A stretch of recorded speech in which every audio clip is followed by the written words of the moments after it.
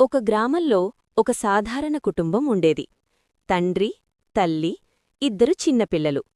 తండ్రి ప్రతిరోజూ బస్సులో పనికి వెళ్లేవాడు.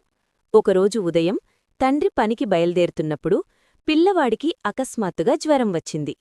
జ్వరం వల్ల పిల్లవాడు గట్టిగా ఏడవటం మొదలుపెట్టాడు. తండ్రి కొద్దిసేపు ఆగిపోయాడు. ఏం చెయ్యాలో తెలియక ఆలోచనలో పడ్డాడు. అతనెక్కాల్సిన బస్సు ఇంటి ముందునుంచి వెళ్ళిపోయింది. కొద్దిసేపటి తర్వాత మరో బస్సు వచ్చింది. తండ్రి ఆ బస్సులో పనికి బయల్దేరాడు. ప్రయాణం మధ్యలో ఉండగానే ఒక వార్త వినిపించింది. ముందు వెళ్లిన బస్సుకు పెద్ద ప్రమాదం జరిగిందని. తండ్రి ఒక్కసారిగా షాకయ్యాడు. తాను ఆ బస్సులో ఉంటే తన పరిస్థితి ఏమై ఉండేదో ఊహించలేకపోయాడు. ఆ రోజు ఎవ్వరూ దేవుణ్ణి అడగలేదు, ఎవ్వరూ వరం కోరలేదు.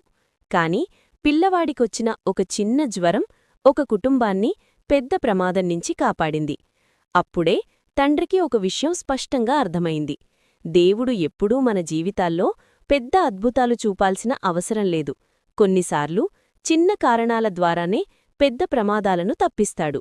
నీతి: దేవుడు మనం కోరింది కాదు, మనకవసరమైనదే ఇస్తాడు.